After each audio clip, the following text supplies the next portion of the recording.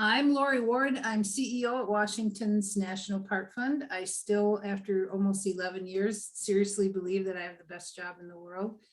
It's a privilege, as you all can imagine. I know how much everybody loves Mount Rainier, North Cascades, and Olympic National Park. So it's such a privilege for all of us staff, board, to be spokespeople and kind of servants to these incredible national parks. Today, we're going to be featuring North Cascades, which is like so beautiful. A lot of people say it's the most beautiful place in the world, and I certainly would be on that list.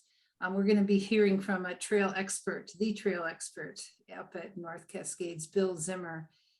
He's going to share tales from the trails up in the park. For those of you who are new to us, Washington's National Park Fund is the official philanthropic partner to the 3 national parks. Our staff and board work really hard throughout the year and work closely with the superintendents and leadership teams in the parks to get their priority projects that typically would go unfunded if not for support from Washington's National Park Fund. And then we make those awards at the end of the year. Our vision is parks that remain strong and vibrant, youthful and everlasting. A few housekeeping comments I want to share. We contain this virtual field trip to 45 minutes. We'll be done by 12:45. Bill will be sharing up to 30 minutes presentation. And then at the end, we'll have Q&A time. Please, again, enter your questions in the chat box below. I'll be addressing them when we get to the end of our time together. Closed captioning is available for this virtual field trip. You may access that at the bottom of the screen. And do note that we are recording. We record these and then we post them to our website for everyone who's unable to be with us today. All right, so everybody ready to board the virtual bus to head on up to North Cascades National Park? Here we go. Trails don't just maintain themselves, do they, Bill? No, they don't. No, they don't. They don't. Armies of trail crews and volunteers work hard to keep the trails maintained. Our friend with us today, Bill Zimmer, is the Trail and Preservation Supervisor at North Cascades. I mean, who wouldn't love to have that title? That's like the coolest title in the world. Bill has worked all throughout the country supporting the mission of the National Park Service for years. After earning his degree at Albany State University, he decided to move west, like so many of us. And since then has worked in the Northern Rocky Mountains, Yellowstone. He joined the Army Corps program at Big Bend. He landed permanent positions at Great Smoky Mountains, the Cuyahoga Valley National Parks. Bill and his wife Sharon and their 2 kids finally moved to the West Coast and settled in Yakima. I love Yakima. I live not very far from Yakima, where he worked for 5 years with the Forest Service. He eventually landed his dream job, which is the position he's in today up in the North Cascades. We're glad that Bill's path has brought him to us today, and we're looking forward to learning more from you, Bill, as we go through this next half hour. And with that, my friend, take it away. All right. Thank you, Lori. You're welcome. Let's see here. Get this shared.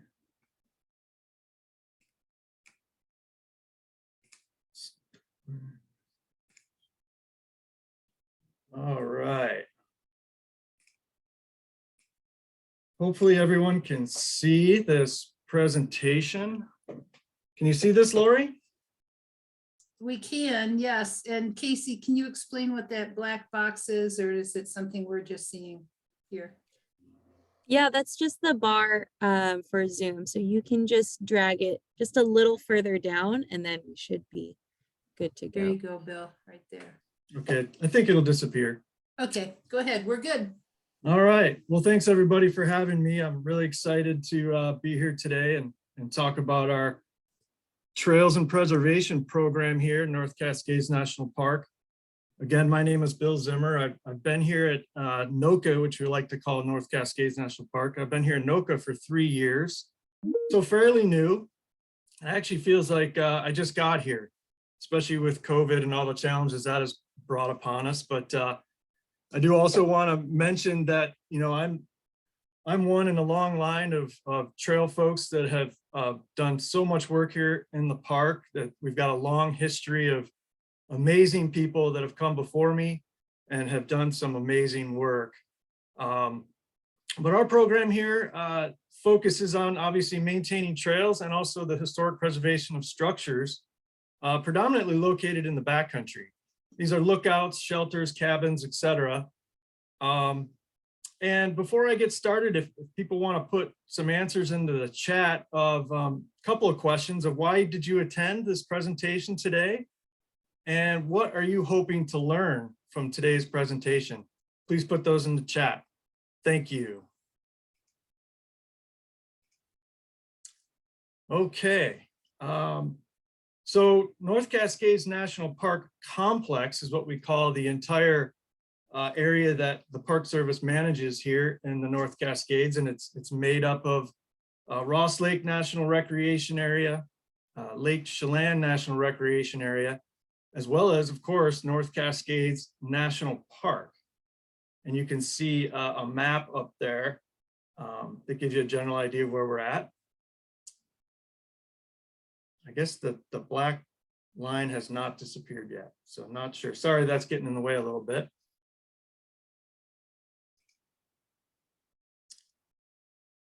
Okay, some fun facts and figures about our program here and a little bit about what we have out there. We're 94% wilderness here in the park. We have about 65 trails covering approximately 400 miles, 11 major bridges here on our trails, and 30 other significant other trail bridges. Believe it or not, we have 150 foot logs here in the park, one really cool cable car, several thousand linear feet of puncheon bridges, 3 major front country boardwalks, 100 or so backcountry camps, and several National Register historic structures here in the park as well. One question I had for everybody that you could maybe answer in the chat later on is, can anyone tell me where the historic cable car is located in the park? If anyone's ever seen that or actually used that cable car, I'd be interested in hearing that. Okay, who are we? Who are these people out there maintaining these trails that you may have run into here and there? Essentially, our crews are made up of crew leaders, which essentially have a little bit more responsibility. They're out there in the woods with anywhere from 3 to 5 other folks leading daily work, leading projects. Then we have maintenance workers that we call them, which are usually 2 to 3 other folks on the crew. And then we have what we call laborers, and these are kind of specific titles that we use here in the NPS to describe our folks, but that's kind of the makeup of our trail crew. And I do have a special guest appearance here. This is Jeff Fitzwater, who's a member of our trail crew, and he's one of our leads, and I'm going to have him introduce himself. Hey Jeff, do me a favor, introduce yourself and tell me what you do here in North Cascades National Park. Yep, I'm Jeff Fitzwater. I am a crew lead on the trail crew. Yeah. How long you been here? I came to North Cascades to the trail program in 16, and I also worked on the fire crew here a couple seasons, 12 and 13. Huh. What is a typical day like for a trail crew leader here in North Cascades National Park? I like to wake up in the morning and build a fire at camp, and I put the hot water on and get that coffee going. Trail crew kind of filters out from their tent. We do breakfast. We get going out on the trail around 7, do a little stretching and hit the trail. Yeah, and then we do trail maintenance. We cut the logs off the trail, dig the drains, cut the brush, do what we need to do. Great. What is your favorite trail here in North Cascades National Park? Well, I'm a Chilliwack guy, but I do love Little Beaver. All right. Thanks a lot, Jeff. Hey, thank Appreciate you. it.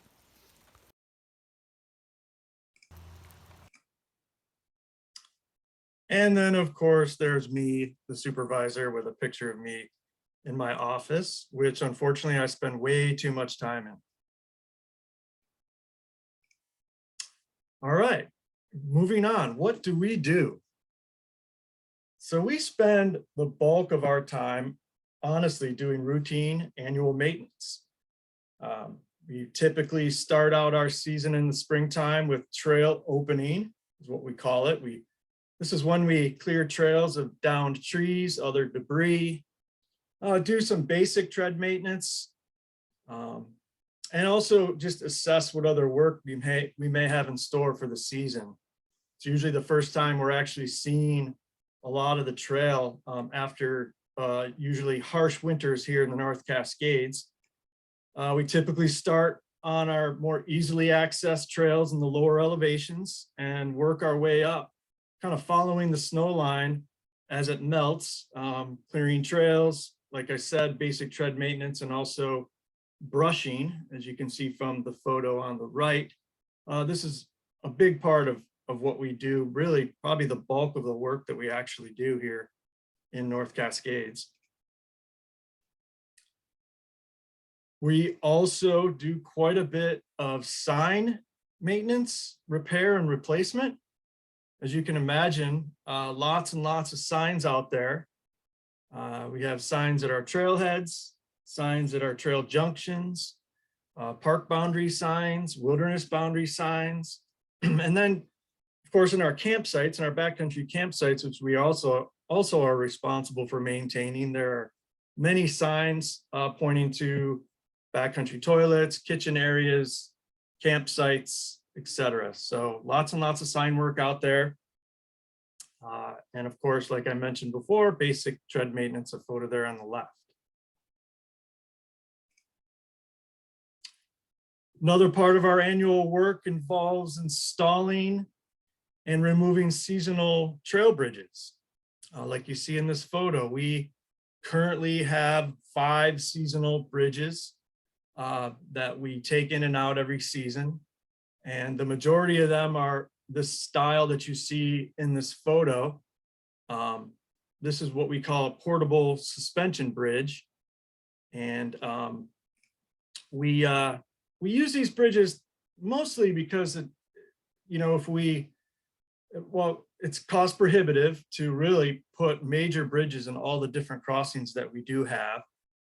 And it limits, our maintenance that we need to do on the bigger bridges. And less planning, less logistics, just easier to maintain. So we've come up with the seasonal bridge installation process where we take, in several locations anyway, these really neat portable suspension bridges that we essentially can get packed in with pack animals or carry most of the way on our backs and unroll them in place. And we can put one of these in a couple of days and take one out, and it's not a ton of work. So it's a great little way to make sure there's still access to trails in the backcountry. These particular trail bridges here that you're seeing in the photos, one's a Maple Creek Bridge. We have one at Basin Creek, Rainbow Ford, and then also Rainbow at Bench Creek, our other seasonal bridge installation locations, as well as one now at Thunder Knob, which does not look like this style, but is still one of our seasonal bridges. We also have several ADA accessible trails here in the park that we are responsible for maintaining. This includes the Gorge Overlook Trail, the Rock Shelter Trail, River Loop Trail over at New Halem Campground, and also the Happy Creek Forest Walk. Typically, we just remove a lot of leaves and brushes in the spring, debris that's fallen on the trail, and then occasionally we'll have to do some repair work to the asphalt if we get a root intrusion, or also we a lot of times we just need to maintain that accessibility standards to make sure that they fall into the requirements for the trails to be designated as accessible. These pictures you're seeing are the Gorge Overlook Trail. And then usually every spring we run into one of these. This is a picture of a Washington Conservation Corps helped us out a number of years ago with avalanche debris clearing. As you can imagine, in the North Cascades with these dramatic peaks and the trails that are located in throughout them, there are many avalanches throughout the winter that come down and usually dump quite a bit of debris on the trail that we need to clear out and make them safe for passage.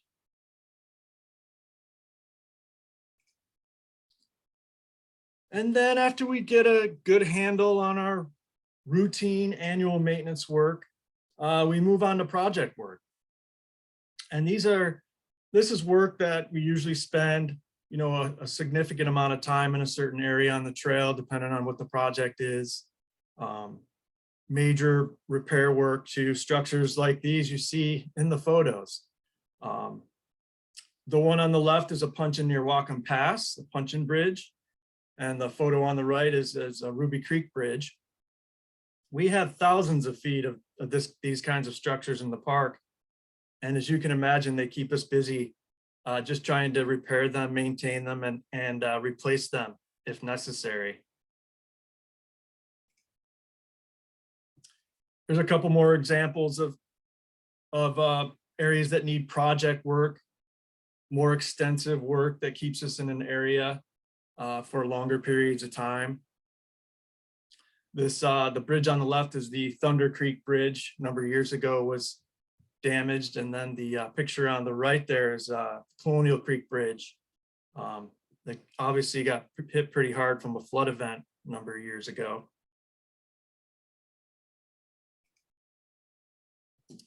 And occasionally we'll have to replace these bridges, obviously, and those are fairly extensive projects. Take a lot of planning, pre-planning, getting funding in place. A lot of times we'll have to use aviation, helicopter use to get materials set into place. Highly skilled work. It's amazing what some of these trails folks can do, and these are usually challenging projects, but a much needed skill set that we have, and they're actually a lot of fun as well. This is the Deer Lick Bridge under construction a number of years ago on the Lightning Creek Trail. Another example of a bridge replacement project. This is the Stillwell Bridge up on the Little Beaver Trail, constructed and maintained by Park Trail Crew.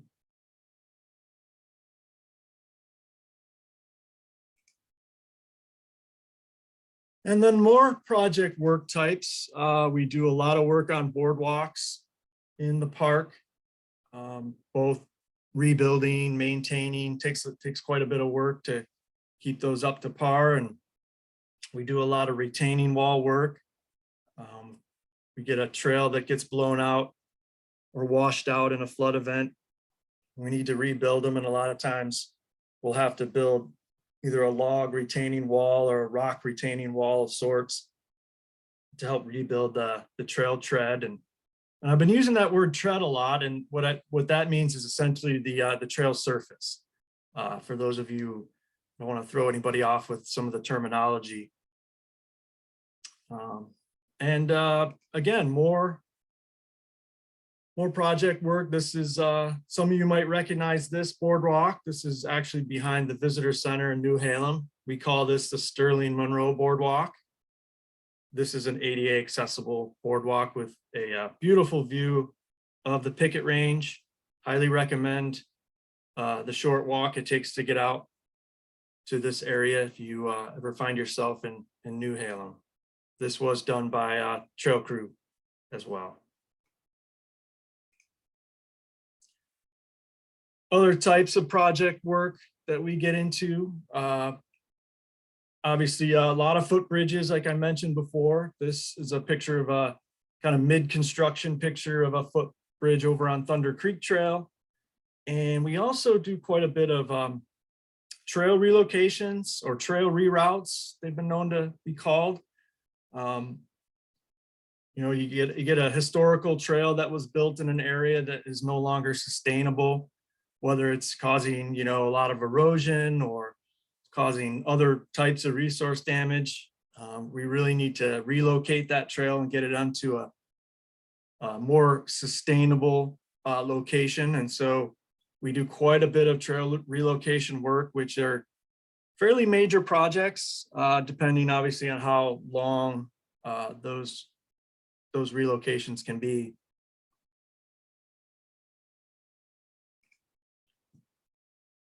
More examples. That picture on the left is a rock shelter boardwalk located near New Halem. A major project we did a number of years ago to rebuild that structure after a fire came through that area. I believe that was 2015. And the crews did just, you know, just an example of some of the skills that the trail crew brings to the table. A lot of carpentry skills obviously went into rebuilding that structure, and I'm amazed every day at the skills that I'm seeing by exhibited by a lot of the trail crew folks and the preservation folks as well. And the picture on the right is a what we call a crib wall over on the Sahali Arm Trail.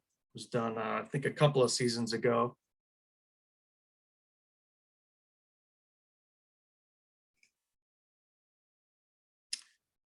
This is an example of, I know it says before and after, it's kind of during and after really. This is a log turnpike. A turnpike is a structure that's designed to raise the level of the trail, typically out of a muddy or boggy section of trail to make it more sustainable, make it more easily passable. And this is a picture of a log turnpike being constructed by another youth Corps crew that we had in the park several years ago.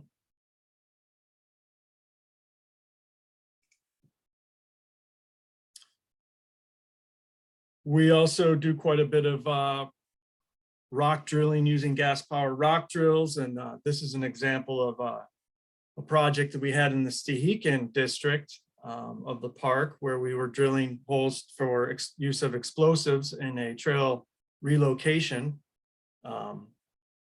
We use explosives fairly regularly in the park.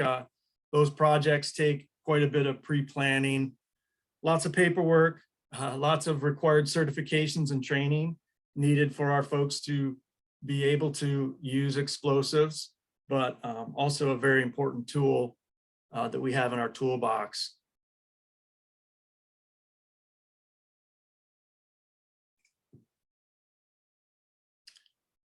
Another example of some project work we did in the Stehekin area, as you can see back in 2009, 2010. I don't know if anyone here, some of you I'm sure have probably been up the Rainbow Mist Trail in Stehekin. Another trail hike I highly recommend, especially on a hot day in the summer. A lot of time, effort, work, planning, compliance went into that project as well. Lots of log work, rock work, heavy equipment work. Just an amazing piece of trail over there now. Let's just give Bill. Say that again?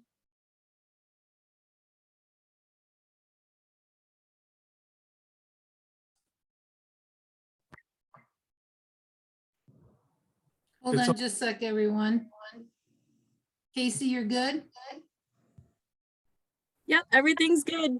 Okay. Okay. Back to you, Bill. Great.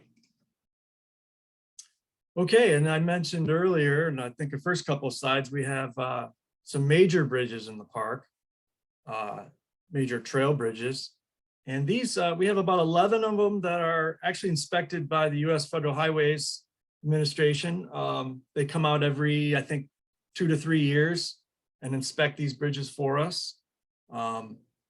as you can imagine, when one of these needs to be replaced, it's a major project with lots of planning, compliance, lots of coordination with other park divisions. And they, costly, obviously, as well. This is the picture of the Agnes Creek Bridge on the left, and then the Diablo Lake Trail Bridge on the right. And we typically use a combination of contract work as well as Park Service day labor to build these bridges. And a lot of times we need to use aviation and helicopters to fly in these bridge parts and bridge stringers into place, which obviously, as you can imagine, is a pretty big project in and of itself. A lot of pre-planning needed, and also, like I mentioned, costly at the same time.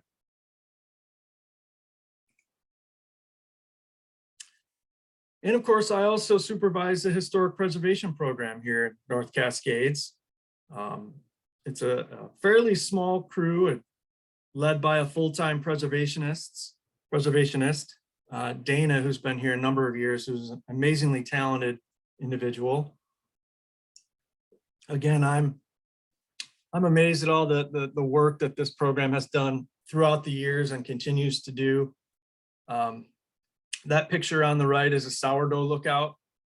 Did a major project on there a number of years ago to rehab that building. And obviously, due to the historic nature of these structures, we're very careful and how we do things, what we do. We work directly with our cultural resources specialists to make sure we're doing things the right way to preserve these structures for future generations. So it's a lot of fun, and I'm proud of the work that the crew does out there in the park. And we like to use primitive tools in our historic preservation when possible. Like picture on the right, a couple of guys using a crosscut saw. Just trying to keep within the historic fabric is kind of fun, and gives us more of that sense of doing things the right way. And also there's always other times where we have to get a lot of personal protective equipment out, like the picture on the right, and get underneath the building and get dirty and see what's wrong and see what we need to do.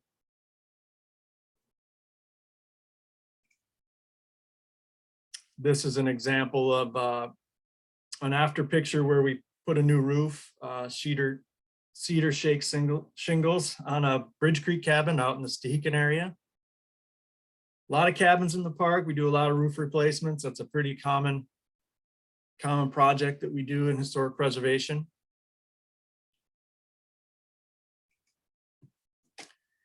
And then we have the other category that I like to call it. Trails and preservation crews get involved with a lot of other work. North Cascades is what I would consider a small to medium-sized park, and we have limited staff, limited resources, so we end up helping out a lot of other work groups in many different ways.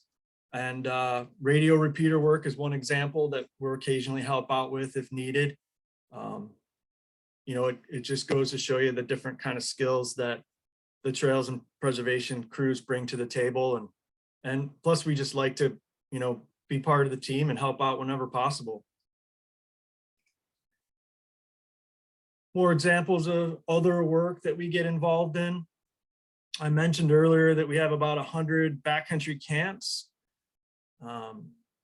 You can see these camps come with different facilities, from tent pads, toilets, campfire grates, lots of signs, horse hitch racks, as you can see in the upper photo there. So lots of maintenance, lots of time spent in these camps, obviously.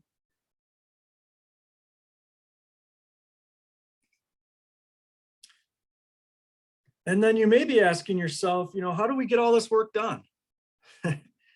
Well, we couldn't do this work without a packing program.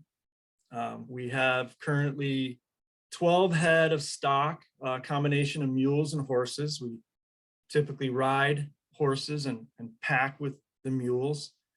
And Heather is our lead packer, and she's been here many years, and she's amazing the work that she does. And we really consider our horses and mules our friends and coworkers and a major part of our crew. And we honestly, we could not get anywhere near the amount of work done that we do without a animal packing program. And so we're fortunate enough to have the skills to maintain that program, and fortunate enough to have the ability to acquire and maintain stock here in North Cascades. And if you're ever in the Marble Mountain area, please go by the barn and say hi to our horses and mules over there. They love people. Of course, another tool that I've already mentioned a couple times that is very important to us is helicopter use in aviation. We haul people, supplies, materials. We empty and replace backcountry toilets.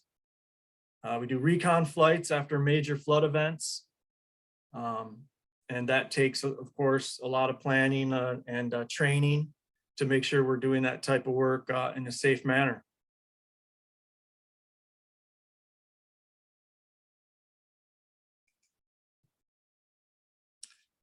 And then these are kind of just our basic everyday tools. Some examples here. Pictures up top are our Stehekin Trail shop. I keep talking about Stehekin and didn't mention that we have a trails program or trail crew in Stehekin, as well as a trail crew over on what we call the west side in Marble Mount.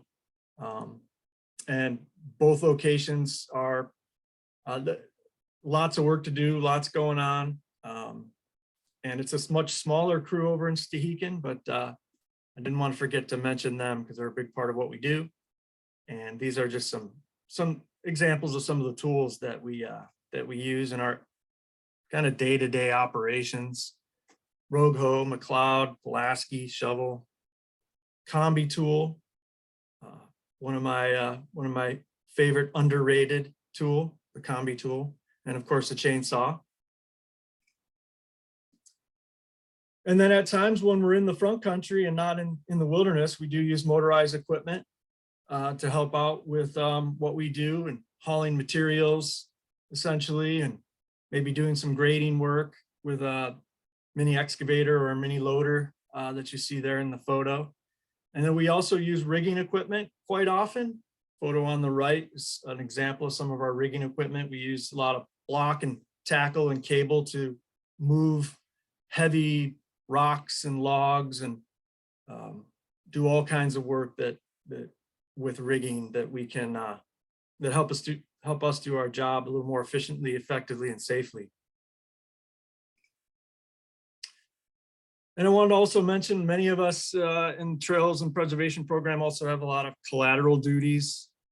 We pitch in on the firefighting side of things at times and prescribed burning.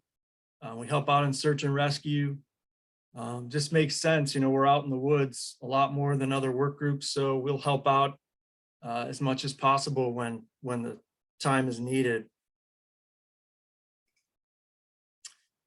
And of course, doing this kind of work requires a lot of training and specific certifications so we can do this type of work safely. First aid, CPR, wilderness first aid. We have EMTs on the crew. I mentioned wildland fire, helicopter manager, of course, chainsaw certification, blasting, and then our preservation folks. We have lead paint abatement training, fall protection, and then commercial driver's license as well. And of course, I couldn't talk about what we do without talking about our partnerships, because they're so important for us getting this work done. We take advantage of many of our important partnerships that are crucial to the success of our Trails and Preservation Program here at NOCA. Keep in mind, this is not a complete list of park partners. These are the groups on this list that really help the specifically Trails and Preservation Program and folks that we have partnered with in the past. Of course, at the top of that list is the Washington National Park Fund.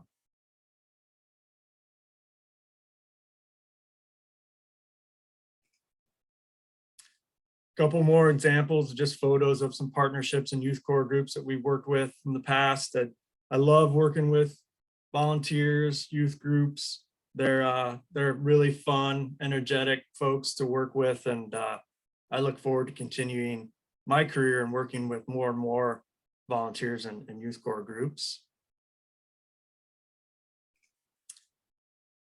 And thank you very much for attending my presentation and listening to me. I appreciate everyone being here, and I do have a dream job that I am very fortunate to have, and fortunate to call North Cascades National Park my office.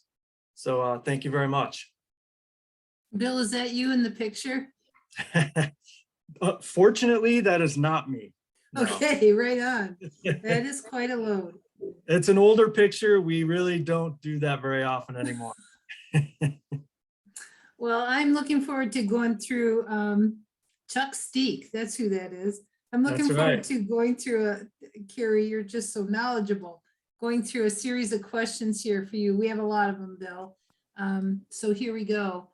Let's see, are there any new trails planned in the park in the upcoming years? There's been talk, not specifically to the point of pre-construction or pre-planning, honestly. There are several ideas. There's a Stehekin Valley Loop Trail that we've discussed in the past. That's kind of the one that sticks out in my mind.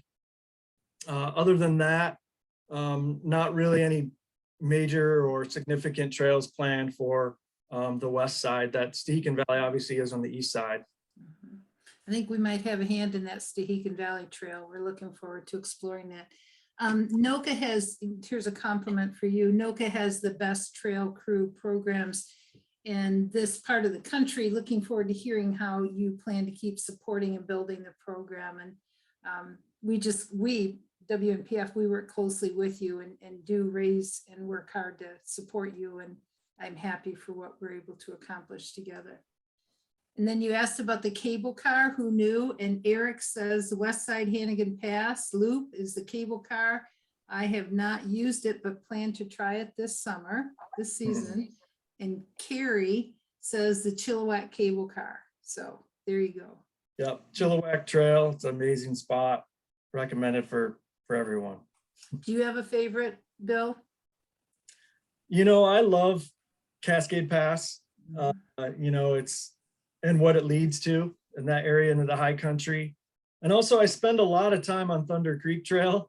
At least I have in the last few years. So I've really grown to love that area as well. And where you can access off Thunder Creek up into Fisher Basin in that area. I was fortunate a few years ago to do the Cascade Pass down to Stehekin, and it was incredible. It was just incredible. Nice. Are the season? I found that interesting that you roll up the bridges in the fall. And Mark's wondering, are the seasonal bridges removed in summer when the water level drops, or removed for the winter season when they might do poorly in the snow and ice? And you address that. Do you want to add anything to that? Yeah, good question. No, we our plan is always to take them out in the fall. You know, leave them up all summer long for folks to use. You try to get those up in the springtime, you know, as long as we have access due to snow melt typically. Is what impedes some of our access. But yeah, we take those out in the fall and put them back in the spring. That's so interesting. Roderick is wondering, do you draw on WTA, BCH, and WCC for trail maintenance? You touched on some of that. Do you want to comment any further? Sure. Well, since I've been here, we've worked with WCC quite a few times. I have not worked with BCH, Backcountry Horsemen, here in this park. I know we have in the past, and I've been inquiring about trying to reestablish that relationship. And then WTA, kind of the same thing. I know some of those folks in leadership roles at WTA, and we had a lot of plans to do that pre-COVID, and they kind of got kiboshed. But I'm looking forward to getting back and, like I said, reestablishing those relationships and working with WTA and BCH in the future. That's great. I know that WTA looks forward to working with you too. They reach out to us often about it. Let's see. What are some more imaginative or unusual names for trails? Huh, Uh, hmm. what are some more imaginative or unusual names for trails? Huh. Carrie Cook could probably answer that one better. Bruce, Not sure. okay, we'll come back to that. Thank you, Roderick. Good question. It's fun. How long ago was the trail up to Pierce Mountain Camp from Ross Lake side cleared? How long ago was that cleared? Pierce Mountain Camp from Ross Lake side. Do you know? That's been a couple of seasons. Trying to think if that was last season or the season before. That's one of those areas that we don't necessarily get to every season. I know it needs a lot of work, not just clearing. We did have people up there 2 summers ago that did some work up Sourdough, and then got into that area. But yeah, that just needs a lot of work in that area in general. Yeah, thank you. A few other questions. I just want to say, people often ask about NOCA and MORA and what it is. Can you explain how that's derived when you use those condensed? Yeah, sure. It's a Park Service thing. A lot of times we refer to, really every park in the country has a 4-letter acronym to it, and it's usually the first letters of the first name, first 2 letters of the first name, and then the first 2 letters of the second name. And obviously, like Yellowstone is just Yell, Y-E-L-L, but North Cascades, that's why it's NOCA, N-O-C-A, and then Mount Rainier is MORA for M-O-R-A. So yeah, every park, it's definitely a parky lingo thing. So it's a good question. Yeah, I agree. You talked about how do you haul all the gear to build trails. I love that you called out the mules, and you talk as kindly about those beautiful beasts as they do at Olympic. They rely on mules there a lot too. So that was really neat to hear about. Let's see. Most scenic toilet in the park? I'd probably say Cascade Pass in my mind. That's a good one. It is a good one. Yeah, it is. How often do you actually use helicopters? And, we have 1 more minute, but it's so restrictive on how often you can. Can you explain a little bit about that, please? Sure. We usually use helicopters at least for 1 project a season. And honestly, most of it is backcountry toilet maintenance, at least lately. We fly the human waste out, or we pack it out, but a lot of times in locations that we have these backcountry toilets, it's too unsafe or not feasible to use stock. So we'll fly new toilets in, we'll fly human waste out with helicopters.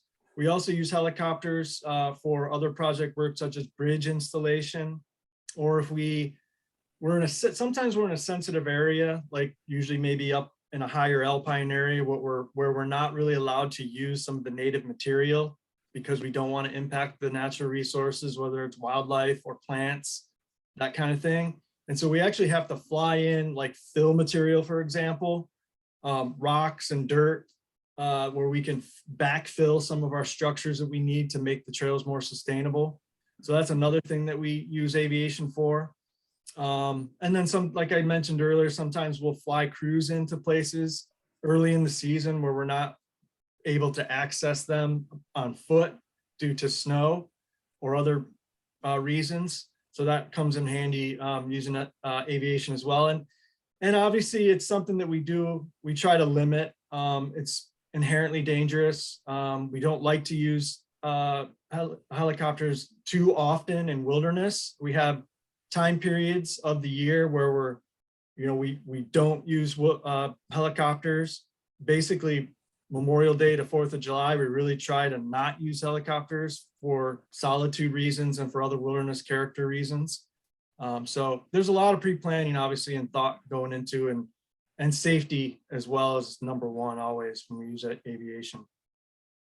Thank you. I know how important you all are to the folks when the fires come and when search and rescue takes place. So thank you for acknowledging that today and stepping aside on occasion when you need to do that.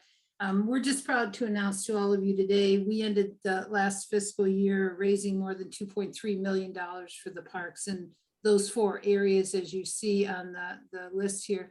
A lot of what we do does impact trails and trail maintenance and volunteerism. So we're proud of that, and we're proud of all the support that we get from many of you who are with us today. Bill, this was great. Your relaxing demeanor was very spot on. So thank you for being with us. It was really terrific, very educational. Yeah, thanks for Okay. having me. Thank you very much. And I can try to answer some of the questions that we didn't get to in the chat, if that's possible as well. Okay, you can send those to Casey and me, and if folks want more information, they can reach out to us and we'll connect them to you. Bill, Thank you very thank you much. so much. Thanks everyone for joining us. A lot of great names in this group today, so we appreciate your support. Thanks, everyone.